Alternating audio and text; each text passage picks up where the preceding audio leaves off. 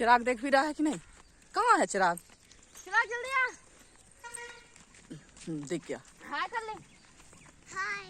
अरे ऐसे करना। हाथ से। तू भी कर लेना।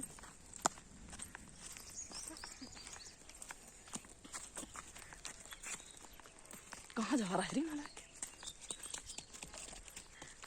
उस चिराग को लगा दौड़ रहा है।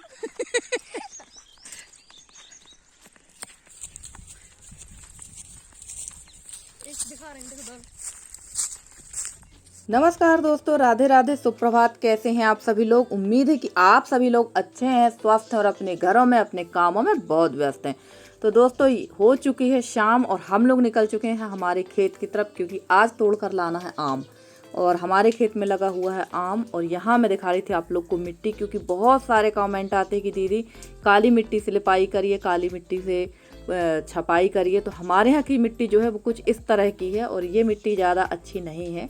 हल्की सी भूरी रंग की मिट्टी है, पर जब ज़रूरत पड़ती तो यही मिट्टी काम पे आती। और ये पहुंच रहे हैं हम खेत। आम का जो पेड़ लगा उस साइड वाला खेत हमारा है, और इस साइड जहाँ हम लोग खड़े हैं ये खेत किसी और का है। वैसे आम काफ़ी बड़ा है और काफ़ी अच्छा आम है ये, पर ये यहाँ पर ये आम बचता नहीं है।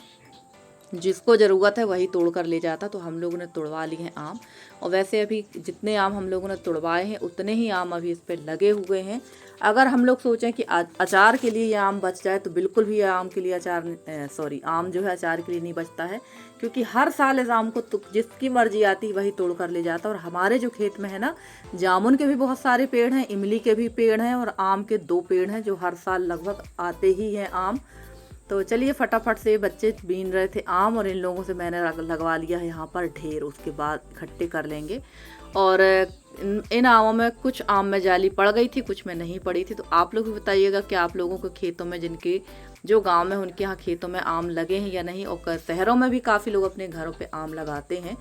तो वैसे आम से तो काफ़ी सारी रेसिपीज बनती हैं और पना भी इस समय खाया जाता है, पर मैं ज़्यादा खटाई का यूज़ नहीं करती, क्योंकि पता नहीं क्यों मेरी ना पेट में दर्द होने लगता है, नसों में दर्द होने लगता है अगर मैं ज़्यादा खटाई वाली चीज़ें खा लेती हूँ तो चलिए, चाचा लगे हैं पूरे जोर शोर से आम को तोड़ने में। और जितना हाथ से बन सका उतना हाथ से तोड़े हैं। उसके बाद थोड़ा सा पेड़ में चढ़कर भी इन्होंने आम तोड़े थे। तो चलिए, यहाँ जो है मौसम भी काफ़ी ख़राब हो रहा था, अचानक से आंधी तूफान वाला मौसम हो गया था। और इस साल तो पूरे साल ही मौसम इसी तरह का रहा है। और ये लोग बढ़िया डांस कर रहे थे और मैंने बना लिया था यहाँ पर वीडियो। और ये देखिए, इस तरह से आम लगा हुआ। 2 पेड़ हैं, जिसमें से एक पेड़ में काफ़ी बड़े बड़े आम है और एक पेड़ में छोटे छोटे से आम है।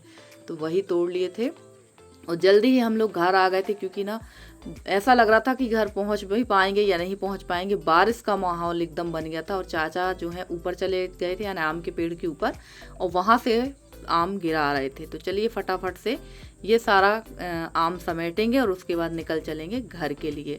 और आम का मुझे बनाना था थोड़ा सा मुरब्बा, और इसके अलावा मुझे बनाना था थोड़ा सा मीठे वाली जेली भी बनाना थी, क्योंकि जेली और मुरब्बा एक ही। देखिए मैं क्या बोल रही हूँ, आज थोड़ा सा मूड सही नहीं है, तो क्या बोल रही हूँ क्या नहीं बोल रही हूँ कुछ समझ में नहीं आ रहा है।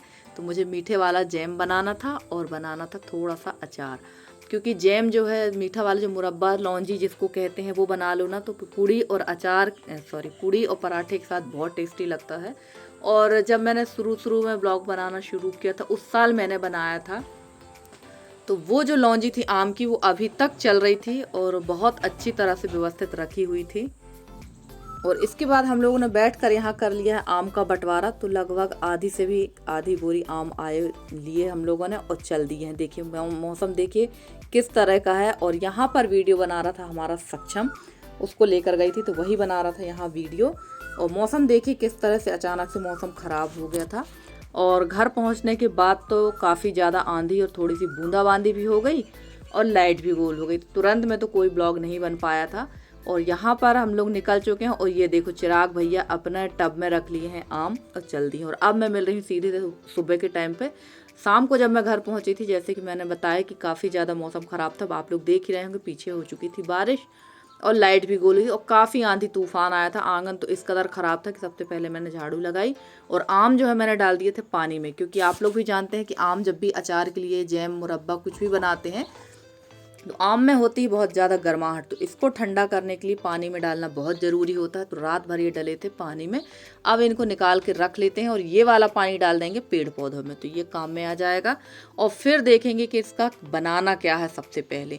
तो फटाफट से पानी भी डाल देते हैं। और वैसे तो ये आम पका भी सकते थे, पर अभी पकेंगे नहीं क्योंकि इनके अंदर जाली नहीं है। कुछ एक आम में जाली थी, कुछ आम में जाली नहीं थी, बिल्कुल कहना चाहिए नरम थे ये आम। और मैंने जैसे बताया है कि बहुत ज़्यादा कचरा था आंगन में, तो झाड़ू लगा दी और उसके बाद कर देते हैं यहाँ पर साफ़ सफाई। तो ये सारे काम तो हर घर में लगे ही रहते हैं। और इन दिनों तो कुछ ज़्यादा ही काम रहता है, खासकर हमारे गांव देहातों में जितने बड़े दिन उतना ही काम। पर काम भी हम लोगों को सुबह शाम ही देख करना पड़ता है क्योंकि धूप काफ़ी तेज़ हो जाती है। धूप से बचने के लिए सुबह जितनी जल्दी काम निपटा लो उतना ही अच्छा रहता है। और काफ़ी सारी सिस्टर भी बता रही थी कि उनके यहाँ भी मौसम काफ़ी ज़्यादा ख़राब है, आंधी तूफान का मौसम है। और फ्रेंड्स एक बात और कहना चाहूँगी कि अब मेरा मूड बिल्कुल भी नहीं होता है ब्लॉग बनाने का, क्योंकि व्यूज़ इतने ज़्यादा डाउन आ रहे हैं ना कि अब मन नहीं हो रहा है कि अब मैं ब्लॉग बनाऊँ। तो मेरे पास जो एक दो वीडियो हैं वही मैं आप लोग के साथ शेयर कर रही हूँ, और हो सकता है जल्दी ही मैं बंद भी कर दूँ क्योंकि मेहनत बहुत अधिक पड़ रही है और मेहनत के हिसाब से मुझे फल नहीं मिल रहा है। क्योंकि 3 साल हो गया लगभग यहाँ पर इस पर काम करते हुए, इतनी मेहनत करते हुए, पर जब सफलता ना मिले तो इस मेहनत को गधा मेहनत ही कह सकते हो। मैंने काफ़ी बार आप लोग से बताया भी है। आप लोग सोचते होंगे कि दीदी बोलती भर है और छोड़ती नहीं है, तो ऐसा नहीं है। अगर इसी कदर यूट्यूब चैनल मेरा अगर चला तो जल्दी मैं इसको बंद कर दूँगी। तो चलिए, यहाँ झाड़ू वगैरह मैंने लगा दी थी, पूरी बाहर की क्लीनिंग हो गई है। और ये गेहूँ सूख गया था, शाम को ही उठाकर मैंने यहाँ पर रख लिया था, तो ये सूख चुका है। इसको भर देते हैं इस बोरी में और थोड़ी सी जगह यहाँ पर कम हो जाएगी, क्योंकि जो गेहूँ आप लोगों ने पिछले ब्लॉग में देखा था ये वही गेहूँ है। ये सूख चुका था अच्छी तरह से, क्योंकि मैंने इसको सुखाया है 2-3 दिन, और 2-3 दिन सुखाने के बाद ही मैंने इसको यहाँ पर व्यवस्थित रखा है। पर मुझे ऐसा लग रहा था कि इसमें थोड़ी सी सीलन है, तो जैसे ही धूप निकलेगी इसको फिर से पलटा देंगे। और धूल का हाल देखिए, धूल इतनी बेतहासा निकल रही है ना घर से कि अब तो बिल्कुल रोना आने लगा है घर की हालत देख देख के। क्योंकि सच कहूँ तो अब अकेले मेरे से इतनी साफ़ सफाई नहीं हो पा रही है। एक कमरा साफ़ करो तब तक दूसरा ख़राब हो जाएगा, दूसरा साफ़ करके आओ जब तक पहला वाला ख़राब हो जाएगा। तो घर में, पूरे घर में यही हाल है। रोज़ ही इतनी धूल एक कमरे से निकल रही है, और वो भी एक बार में। शाम तक फिर इतनी ही धूल हो जाना है। और यहाँ पर जो है मैंने जबकि लिपाई पुताई भी कर दी, फिर भी कर बहुत ज़्यादा ख़राब है। और चूना ना होने की वजह से ना चूने की पुताई नहीं हो पा रही। वैसे मेरे पास छुई मिट्टी है, पर छुई मिट्टी उतनी ज़्यादा सफ़ेद नहीं होती है जितनी बाकी की हो जाती हैं। और उसके बाद मैं आ गई थी यहाँ पर, नहा धोकर खाना पीना खाने के बाद बैठ गई थी दोपहर को लगभग 11:30 बजे यहाँ पर मैं आम छीलने के लिए, क्योंकि मुझे बनाना था आम की जेली, आम की लौंजी जिसको कहते हैं, वही मुझे बनाना था। क्योंकि मैंने बताया ही आप लोगों से कि 1 साल मैंने बना के रखा था, तो 2-3 साल तक आराम से चल गया था। अब आप लोग बोलेंगे दीदी 2-3 साल तक कैसे चल गए? तो सबसे पहली बात तो है कि एयर टाइट डिब्बे में रखा था मैंने, और उसको मैंने रेगुलर रखा था फ्रिज के अंदर, जिससे वो बिल्कुल भी ख़राब नहीं हुआ था। और एक हाथ से मैं अगर निकालो या एक ही व्यक्ति कोई इस चीज़ को छूता है निकालता तो वो भी ख़राब नहीं होता। क्योंकि अचार वगैरह जितनी भी चीज़ें हैं ना, ये सब चीज़ें रख रखाव के कारण ही ख़राब होती हैं, या उसमें कुछ कमी होती तब ख़राब होती हैं। तो चलिए फटाफट से आम छील लेते हैं। जैसे कि मैंने बताया कि इसमें बिल्कुल भी जाली नहीं थी, बहुत नरम आम थे ये। कुछ एक आम में जाली थी, सभी आमों में नहीं थी। तो चलिए फटाफट से यहाँ इनको छील लेते हैं और चलते हैं रसोई में और बनाते हैं। और धूप काफ़ी तेज़ हो गई थी, और सच कहूँ तो धूप होने के बाद ना कोई भी काम करने का मन नहीं होता है, एकदम आलस सा आने लगता है। पर काम तो काम है, करना तो पड़ेगा ही। और ये सारे काम जो हमारे यहाँ अभी चल रहे हैं, ये पूरे 4 महीने बारिश के काम ही हो रहे हैं। और अभी जो है सिर्फ गेहूँ धुलाई का ही काम चल रहा है, दाल वगैरह भी अभी सुखाना है। तो दाल तो ऐसा है कि एक दिन की धूप में ही सारी चीज़ें सूख जाएंगी। और अभी से ही शरीर ऐसा थकने लगा कि लग रहा है यार कुछ भी ना करना पड़े।